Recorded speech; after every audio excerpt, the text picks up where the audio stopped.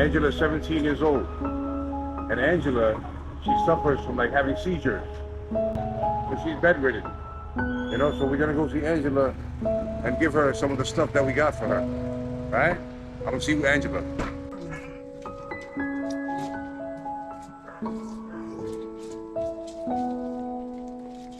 Yo, check out this bridge, man. Yo, look at this bridge. Yo, so we gotta walk across the bridge. Yo.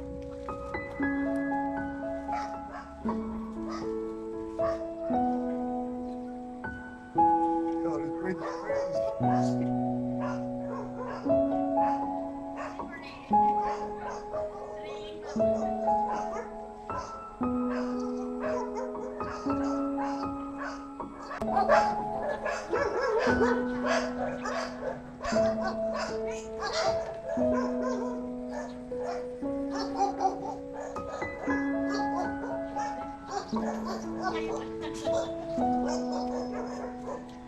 Ulan po kasi dapat dyan sana kaya namabasa po yun.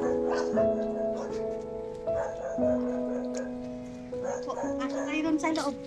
Ayan, pasok ka na.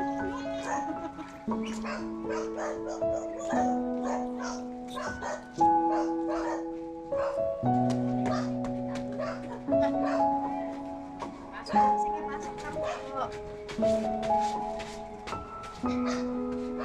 Pasok po. Ayan ang pangalan ko. Ito pinali ko sa akin.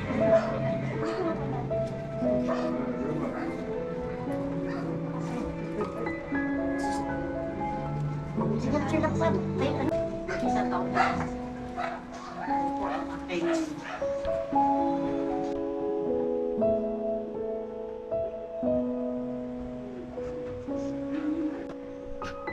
This is for Angela. Thank you. Thank you so much. What's your name, sir? Guys, Sobrang hirap.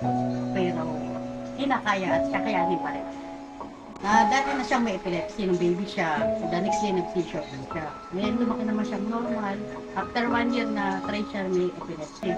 Hanggang 15 years old, normal siya. Nakakakain ng okay. Nakakapagluto pa po siya ng pagkain niya. Nag-aaral siya, naglalaro. Ang kalaro niya mas bata sa kanya. Kasi yun ang gusto niya. Biglang sobrang sakit ng ulo niya. Tapos nasa abroad po kasi ako noon. Papa niya lang siya mga kapatid niya. Tapos nakikita ko niya, sigaw po siya ng sigaw. Nagmumura na nga siya sa sobrang sakit ng ulo niya. Then dinala po siya sa ospital, sa Orani. Doon, sabi ng doktor agad sa amin, critical po siya. Dinala siya doon, hindi lang siya maswerohan. Sinabihan po kami, critical po ang anak niyo. So nag-decide kami itakbo po ng malaking hospital. Tapos doon po sa malaking hospital, sabi may COVID siya. Na-COVID pa daw siya ng ano na yun. Tapos yun po, dinala na siya isolation. Pero medyo okay pa siya noon na hindi pa siya ganito. Tapos nandun kami almost one month. Dahil umuwi na po ako kasi nakita ko siya ganito, hindi ko kayang malayo ako. Tapos ganito yung anak ko. Nasa Dubai po ako noon. Hindi ako natutulog. Talagang sinabi niya po yung ganito, ganyan. Mabait naman ako sila. At binili ako agad ng ticket para makauwi. Sila lahat ang nag-provide. Ngayon, nung umuwi ako, tapos after nung naghihintay na lang po kami ng swab test na maging negative para ilipat kami sa ibang room, sa ibang ward. Nung kung natulog siya ng June 5, hindi na siya gumising. 2023. Bali June 2023, June 5 ng gabi. Nilipat po siya ng stretcher kasi nilipat kami ng hindi siya nagre-react, walang reaction. Tapos nung nasa ward na kami, nasa third floor, kahit anong ano ko sa kanya, hindi siya, wala siyang ano, kasi wala talaga. Tapos pinilita ko ng diaper, kailangan ko yung nurse, sinit ang BP, ang sugar, normal. Tapos sabi ko, ba't ganun? Lumagabi, lumalalim yung pagsinga niya. Tapos nagpuntahan ng doktor, tatlong doktor ang pumunta. Sabi, Angela, okay ka na kanina anong nangyari sa'yo? Nung po nga ano nila, nagsisisyo po siya sa loob ng brain, nung wala kang makita yung ganon-ganon, kasi kala matulog lang siya. Kaya lang po, ang paghinga niya talagang lumalalim. Tapos kahit anong sa kanya, tawag, gising, kahit nakuruting siya ng hindi po talaga siya nagigising. Tapos the next day, nag-decide na yung doktor na CT scan po siya ulit. Tapos sabi ng doktor, kailangan na po siyang tubuhan ulit. Nakapangalawang tubo na siya. Tapos nung tinubuhan siya, dinala na po kami ng ICU. Parang June 5 to July 20 yata, doon lang po siya nagising, July 20. Yung time na yun, almost 2 months, hindi po siya nagising. Doon siya nag-birthday ng 16 years old. Pinakahuling naging sakit niya bago siya nag-work, infection sa ED. Tapos nung nakalabas sila ng May 11, May 12, 13, dinala na siya ng hospital dahil nga sobrang sakit, sumisigaw po siya sa sakit ng ulo niya kasi nagwawala siya. Gagamot na talaga siya. Nagsusumpong man siya, parang after 3 days, parang normal ulit. Parang wala siya nagkasakit. Normal talaga po ulit. Nakakapag-aral po siya ulit. Ang maganda lang, simula po nung nag-aral siya, hindi siya nagsumpong sa school. Yun lang talaga yung protection ni Lord sa kanya na.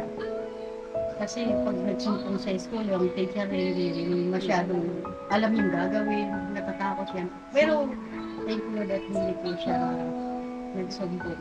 Tapos, dati ang gamot niya, isa lang. Ngayon po, ayan, siyang na klase ng gamot everyday. Pati po ang pagkain niya, may oras. Tapos, kailangan bumili ng machine. Kasi pag po nabarahan yung sa lalamunan niya, hindi po siya makakahinga. Bali, 3 po sila. Ayun po yung pangalan ko. Bali, pangalawa po siya, tapos may bunso pa akong lalaki. Hindi rin ako makapagtrabaho kasi hindi ko po siya pwedeng iwanan.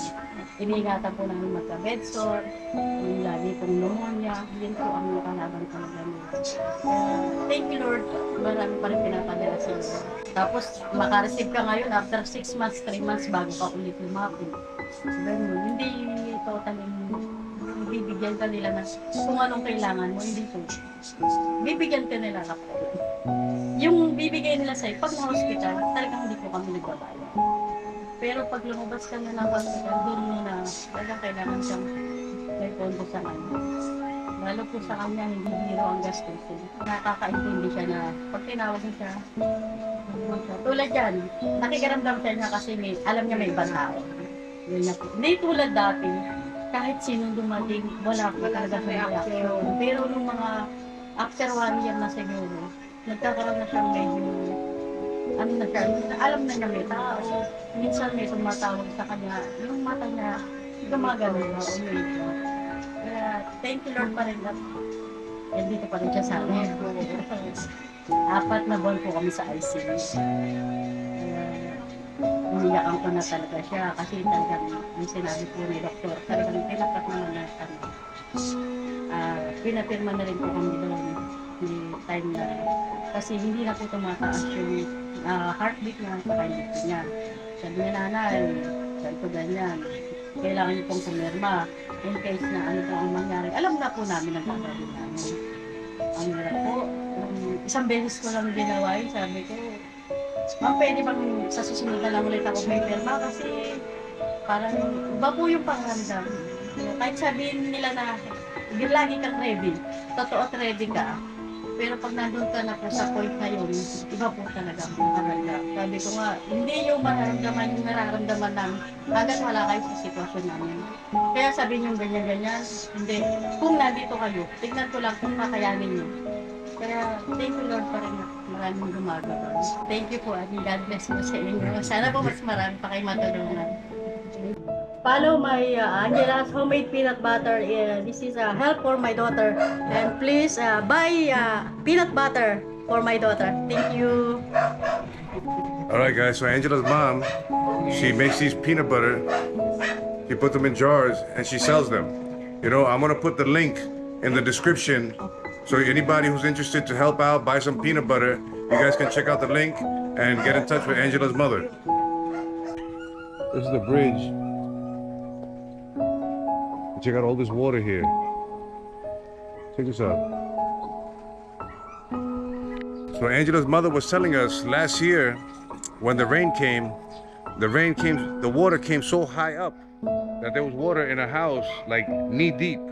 You know, so luckily they have like a second floor that the family, they went upstairs and they took shelter, you know? And if you come outside the house, and if you're actually standing outside the house, the water would probably be above my head, you know? You seriously drown. So she put up the wall here, so this way that wall there, it keeps the water from coming inside. All right, thank you. Wow. My name is Angela F. Bautista. I live in.